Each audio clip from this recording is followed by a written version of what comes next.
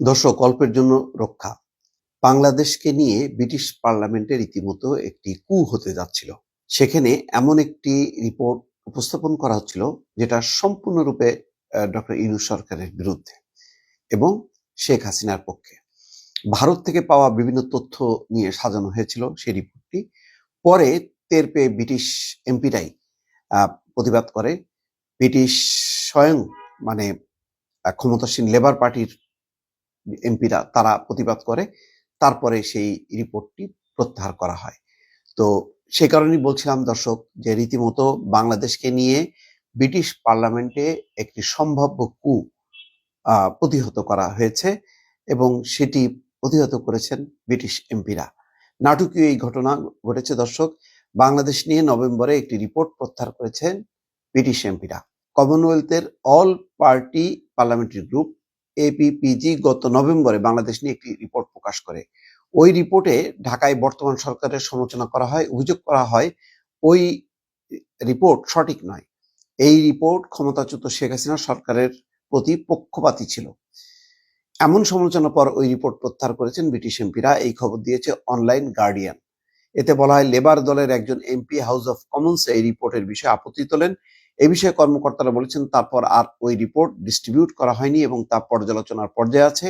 একজন মুখপাত্র বলেছেন, যে বিষয়ে প্রশ্ন তোলা হয়েছে তা অভ্যন্তরীণ ডকুমেন্ট পর্যালোচনার পর্যায়ে রয়েছে। গ্রুপটির ব্যাপক প্রক্রিয়ার অধীনে তা পররাষ্ট্র মন্ত্রণালয়ের সঙ্গে শেয়ার করা হয়েছে।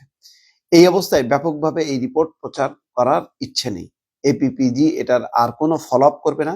সাংবাদিক কিরণ স্টাচি এবং ডেভিড বার্গম্যানের লেখা ওই প্রতিবেদনে আরো বলা হয়, খালা শেখ হাসিনার দল আওয়ামী লীগের সঙ্গে গোপন সম্পর্ক থাকার অভিযোগ আছে ব্রিটেনের সিটি মিনিস্টার টিউলিপ সিদ্দিকীর বিরুদ্ধে।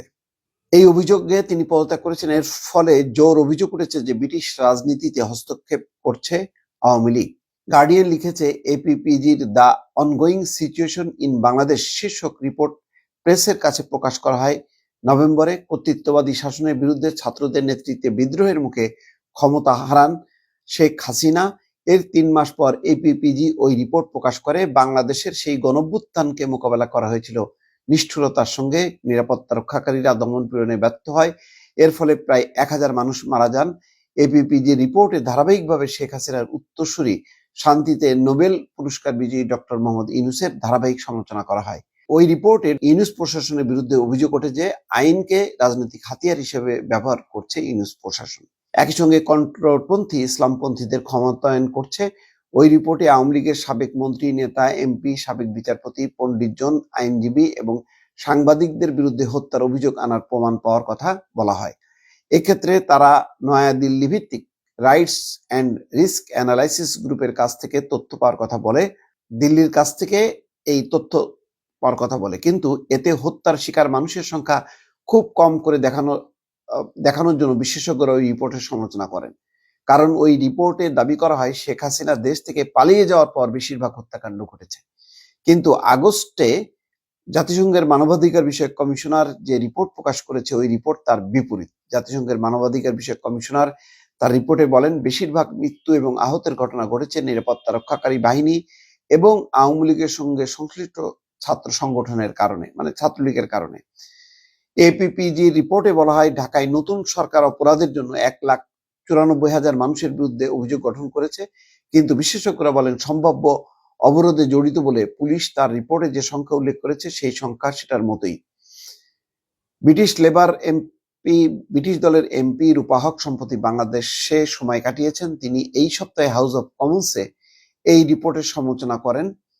তিনি প্রশ্ন করেন, আপনার সরকার কি করেছে এসব মিথ্যা তথ্য পার্লামেন্টে প্রকাশ করে? লন্ডনে school of oriental and African স্টাডিজের প্রফেসর নওমি হোসেন বলেন, APPG'র ওই রিপোর্ট মৌলিকভাবে ত্রুটিপূর্ণ। জবাবদিহিতার হাতিয়ার হিসেবে এটা সম্পূর্ণ ব্যর্থ। APPG'র একজন মুখপাত্র বলেন, তারা কমনওয়েলথ অফ নেশনসের দিকে প্রতিষ্ঠান হিসেবে বেশি মনোনিবেশ করবে, তারা দেশভিত্তিক আর রিপোর্ট প্রকাশ করবে না।